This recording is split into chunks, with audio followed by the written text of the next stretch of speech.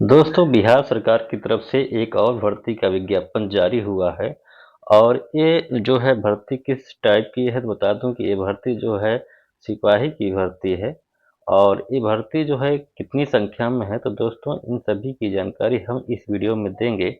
और इस फॉर्म को कब भरा जाएगा, कब तक भर सकते हैं फॉर्म को और कौन कौन से व्यक्ति इस फॉर्म को भर सकते हैं, तो इस सभी की जानकारी जो है इस वीडियो में आपको डिटेल से हम बताएंगे। दोस्तों, उसके पहले आप सभी से निवेदन करूंगा कि वीडियो को लाइक कर दीजिए और चैनल को सब्सक्राइब कर लीजिए। चलिए दोस्तों, आज की इस विज्ञापन को जो है समझ लेते हैं कि इसमें किस प्रकार की भर्ती है और कौन कौन से व्यक्ति इसको फॉर्म को भर सकते हैं। तो दोस्तों, जैसे कि इस विज्ञापन को हमने खोल लिया है और स्क्रीन पर आपको दिखाई दे रहा होगा, तो सबसे ऊपर लिखा हुआ है बिहार सरकार गृह विभाग। बिहार सरकार के गृह विभाग के अंतर्गत यह भर्ती है। और भर्ती किस चीज़ की है तो केंद्रीय चयन पर्षद, जिसमें कि सिपाही जिसको बोलते हैं, उसी की भर्ती है। और इसकी जो ज़्यादा जानकारी लेने के लिए आपको क्या करना है, इसकी वेबसाइट है csbc.bihar.gov.in। ये जो है ऑफिशियल वेबसाइट है। इस वेबसाइट पर आप जाकर इसकी विस्तृत जानकारी आप ले सकते हैं। इसकी जो विज्ञापन संख्या है 1/2025 है। और इसको जो है बिहार पुलिस एवं बिहार विशेष सशस्त्र पुलिस में सिपाही के पद पर इसमें नियुक्ति होनी है। किसमें किस पद पर नियुक्ति होनी है बता दूं, बिहार पुलिस एवं बिहार विशेष सशस्त्र पुलिस में, यानी कि बिहार पुलिस और बिहार विशेष सशस्त्र पुलिस में जो सिपाही की भर्ती है उसी पर ये पद की भर्ती इसमें निकाली गई है। इसके लिए जो सूचना है, इसमें जो है सूचना दी गई है। पहली सूचना है ऑनलाइन आवेदन पत्र भरने की प्रक्रिया दिनांक, यानी कि ये जो ऑनलाइन फॉर्म भरा जाएगा इसके लिए और एक किस तारीख से भरा जाएगा तो बता दूं कि ये जो फॉर्म भरने की तारीख है 18/3/2025 से ये जो है फॉर्म भरा जाएगा। और कब तक इसको आखिरी तारीख तक कब तक इस फॉर्म को भर सकते हैं तो बता दूं कि इस फॉर्म की जो लास्ट डेट है फॉर्म को भरने की 18/4/2025 तक इस फॉर्म को आप भर कर जमा कर सकते हैं। तो चलिए दोस्तों, आगे बढ़ते हैं इस विज्ञापन में और समझ लेते हैं मुख्य मुख्य बातें। तो दूसरे नंबर पर देखते हैं रिक्ति के बारे में। इसमें किस प्रकार की रिक्ति है तो इसमें जो रिक्ति बताई गई है बिहार पुलिस में, बिहार विशेष सशस्त्र पुलिस में सिपाही के रिक्त पद हैं। और इनका जो वेतन लेवल 3 यानी कि वेतन लेवल 3 की वैकेंसी है। इस लेवल में जो वेतन लेवल 3 की जो वैकेंसी है इसमें जो वेतनमान है 21,700 से 69,100 रुपये की इसमें जो है वेतन जो है निर्धारित किया गया है। और इस रिक्ति की जो संख्या है, मतलब जो पद हैं, कितने पद हैं बता दूं तो इसमें जो है 19,838 जो है पद हैं जिसकी कि इसमें भर्ती होनी है।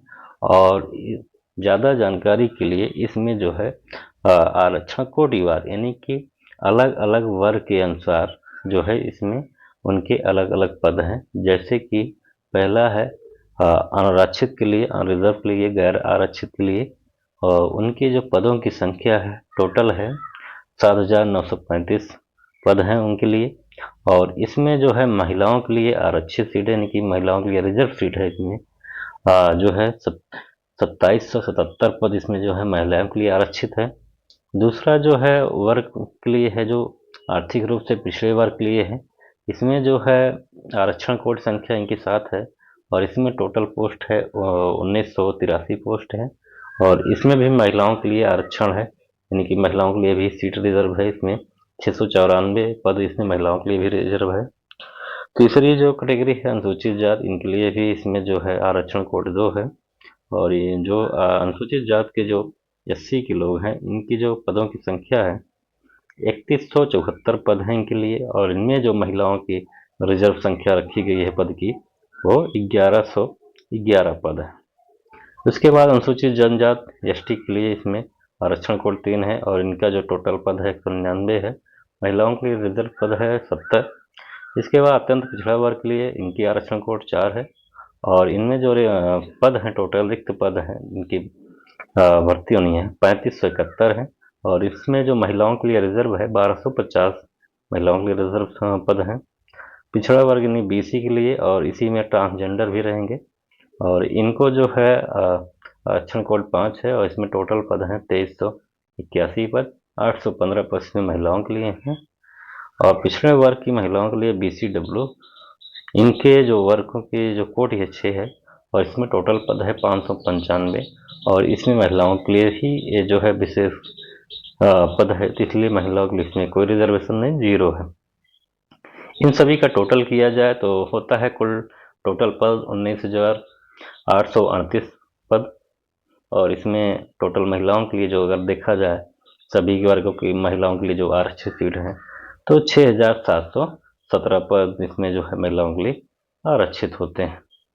और इसमें जो है स्वतंत्रता सेनानियों के लिए भी जो है उनके लिए भी आरक्षित सीटें हैं, जैसे इसमें रिजर्व और PW, SC, ST, EBC और BC और BCW यानी कि महिलाओं में जो पिछड़ा वर्ग है, इन सभी को टोटल मिला के कुल 397 पद हैं और 397 ही पद हैं इसमें।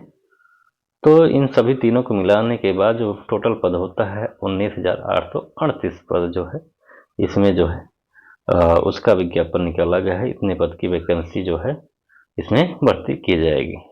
तो दोस्तों इसमें नीचे नोट में लिखा गया है, लिखित परीक्षा के पूर्व अधियाची पदाधिकार से प्राप्त नई अधियाचना को भी शामिल किया जा सकता है, तो संशोधन होने पर पदों की संख्या घट बढ़ सकती है। दोस्तों इसमें विभाग की ओर से कहना है कि जो पदों की संख्या है एक लिखित परीक्षा के पहले इनकी संख्या या तो घट सकती है तो बढ़ सकती है, इनकी संख्या को घटाई बढ़ाई जा सकती है लिखित परीक्षा के पहले, बाद में नहीं हो सकता। उसके बाद बता दूं कि इसको कौन से व्यक्ति फॉर्म भर पाएंगे, तो इसमें जो पहली क्राइटेरिया है वो ऐसे व्यक्ति फॉर्म भरेंगे जो भारत के नागरिक हों और वो अपना ऑनलाइन फॉर्म भरेंगे, ठीक है। दूसरे जो इसमें पात्रता रखी गई है आप फॉर्म को भरने के लिए, तो इसमें पहले है कि जो है भारतीय नागरिक हो, तो पहले बता दिए। दूसरा है शारीरिक मापदंड। शारीरिक मापदंड का मतलब किस व्यक्ति के कदकाठी वाले, उनकी ऊंचाई और उनका सीना क्या होना चाहिए, उसी को शारीरिक मापदंड कहते हैं। तो इसमें जो सभी के जो मापदंड हैं उनकी ऊंचाई का और उनके सीने का सबका अलग अलग है, वो वर्गों के अनुसार है। जैसे गैर आरक्षित रिजर्व के लिए और पिछड़ा वर्ग के लिए, इन पुरुष अभ्यर्थियों के लिए यानी कि जो पुरुष अभ्यर्थी हैं पिछड़ा वर्ग के और गैर रिजर्व के लिए, इनके जो शरीर की लंबाई है 165 सेंटीमीटर इनकी ऊंचाई होनी चाहिए, लंबाई होनी चाहिए। और सीने की जो इनकी माप है, अगर बिना फुलाए हुए इनके सीने की माप 81 सेंटीमीटर होनी चाहिए और फुलाने के बाद वो 86 सेंटीमीटर होना चाहिए। उसी प्रकार जो है अत्यंत पिछड़ा वर्ग अभ्यर्थियों के लिए, जो पुरुष के अभ्यर्थी हैं, पुरुष में जो है अत्यंत पिछड़ा वर्ग है, उनके लिए जो ऊंचाई है 160 सेंटीमीटर है और सीने के जो माप है बिना फुलाए 81 सेंटीमीटर और फुलाने के बाद 86 सेंटीमीटर होना चाहिए। इसके बाद अनुसूचित जात अनुसूचित जनजातियों के पुरुष अभ्यर्थियों के लिए उनकी जो लंबाई होनी चाहिए वो जो है 160 सेंटीमीटर है, 160 सेंटीमीटर लंबाई होनी चाहिए और सीने की माप यानी कि बिना फुलाए 79 सेंटीमीटर और जो है फुलाने के बाद 84 सेंटीमीटर होना चाहिए। सभी वर्गों के लिए महिलाओं के लिए जो लंबाई रखी गई है इसमें कि 155 सेंटीमीटर यदि उनकी लंबाई होगी तो इस फॉर्म को भर सकते हैं और इसमें सीने की माप महिलाओं के लिए कोई इसमें लागू नहीं है। और इसमें फुलाने का जो सीने फुलाने का जो अंतर होना चाहिए कम से कम 5 सेंटीमीटर का अंतर होना अनिवार्य है। 5 सेंटीमीटर का अंतर होने का मतलब क्या है, जैसे आपके नॉर्मल पे आपके जो सीने मान लीजिए 80 है, उसके बाद जब फुलाते हैं तो जो है 5 सेंटीमीटर और बढ़ जाना चाहिए, नहीं 85 ही होना चाहिए। अगर इसमें कम अंतर हो रहा है तो फिर जो है आप इसके पात्र नहीं माने जाएंगे, यानी कि आपको इसमें नहीं शामिल किया जाएगा। के लिए जो शारीरिक मापदंड होगा वो जैसे महिलाओं के लिए जो केवल लंबाई नापी जाती है तो केवल उनका भी केवल लंबाई की माप ली जाएगी। और बता दूं इसमें जो शैक्षिक अर्हता है यानी कि कितने पढ़े लिखे होने की जरूरत है इसमें इस फॉर्म को भरने के लिए, तो बता दूं कि इसमें जो है 10+2 यानी कि कक्षा 12 आप उत्तीर्ण हो तो आप फॉर्म को भर सकते हैं और ये कक्षा 12 पास हो अथवा बिहार सरकार के मदरसा बोर्ड द्वारा जो मौलवी प्रमाण पत्र होता है उसको भी आप इसमें लगा सकते हैं, उससे भी इस फॉर्म को भर सकते हैं। वो भी जिनके पास प्रमाण पत्र है वो भी इस भर्ती में जा सकते हैं। और जो बिहार राज्य के संस्कृत बोर्ड से हैं, जो अंग्रेजी में शास्त्री हैं और अगर बिना अंग्रेजी के आचार्य हैं तो भी इस फॉर्म को भर सकते हैं, वो भी इस भर्ती में शामिल हो सकते हैं।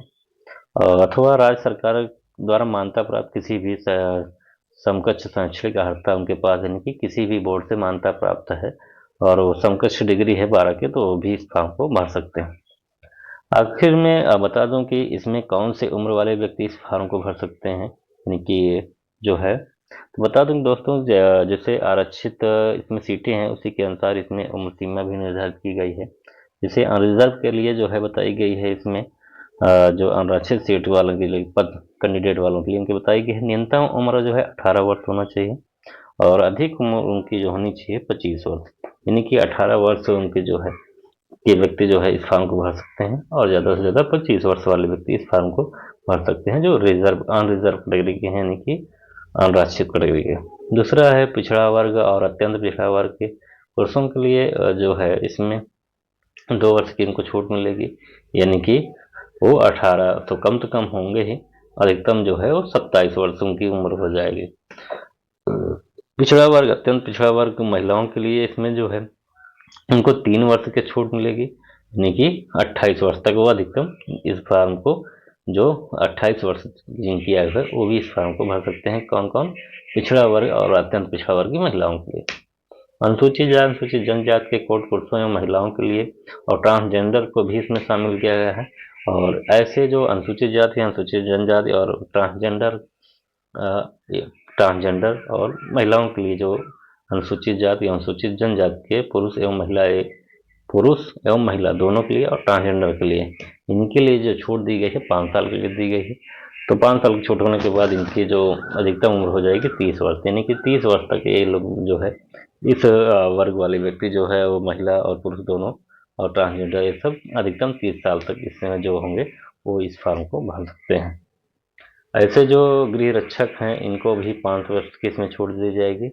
और इसमें इस भर्ती में आपको बता दूं कि आरक्षण का लाभ किसको मिलेगा, यानी कि जो आरक्षण दिए जाते हैं राज्य सरकार की तरफ से तो किसको मिलेगा, तो इसमें बता दूं कि जो बिहार राज्य के नागरिक हैं केवल उन्हीं को ही आरक्षण का इसमें लाभ मिलेगा। और आरक्षण में इसमें जात के आधार पर भी लाभ मिलेगा, ठीक है, और जात के आधार पर उन्हीं को लाभ मिलेगा जो बिहार के मूल निवासी हैं, और जो अदर स्टेट के हैं उनको जो है इसमें आरक्षण का लाभ नहीं मिलेगा। तो वो लोग जो है कंफर्म हो जाएं, निश्चित कर लें कि उनको आरक्षण नहीं मिलेगा, केवल बिहार राज्य के अभ्यर्थियों को ही इसमें आरक्षण का लाभ मिलेगा। ऐसी जो महिलाएं जो राज्य के बाहर की हैं उनको जो आरक्षण संबंधी इसमें लाभ मिलेगा उसमें केवल क्षैतिज आरक्षण का लाभ मिलेगा और गैर आरक्षित कोट के अंतर्गत ही उनको दिया होगा, यानी कि यहाँ रिजर्वेशन कोट में ही जो उनको जो आरक्षण का लाभ है उसी के अंतर्गत जो कुछ मिलना है मिलेगा, बाकी अन्य आरक्षण का लाभ उनको नहीं मिलेगा, केवल बाहर की जो अदर स्टेट की महिला हैं उनके लिए। आखिरी में दोस्तों मैं आपको बता देता हूँ कि इसमें किस प्रकार का सिलेक्शन होगा, कैसे चयन होगा। तो इसमें जो सबसे प्रथम जो चरण होगा वो लिखित परीक्षा का होगा। इसमें जो है पहले आपकी लिखित परीक्षा होगी और दूसरा जो चरण होगा इसमें, दूसरा चरण इसमें किस चीज़ का होगा, तो तृतीय चरण जो होगा इसमें शारीरिक दक्षता का होगा, जिसको शॉर्ट में कहते हैं पेट। और इन दोनों चरणों को पूरा करने के बाद ही आप इस भर्ती में आपको जो है शामिल किया जाएगा। तो दोस्तों यह रही मुख्य जानकारी आप सभी को। ज़्यादा जानकारी के लिए आप सभी को जो है इनकी ऑफिशियल साइट पे आपको जाके विस्तृत रूप से आपको इसकी जानकारी पढ़ लेना है और तब आपको फॉर्म को अप्लाई कर लेना है। धन्यवाद।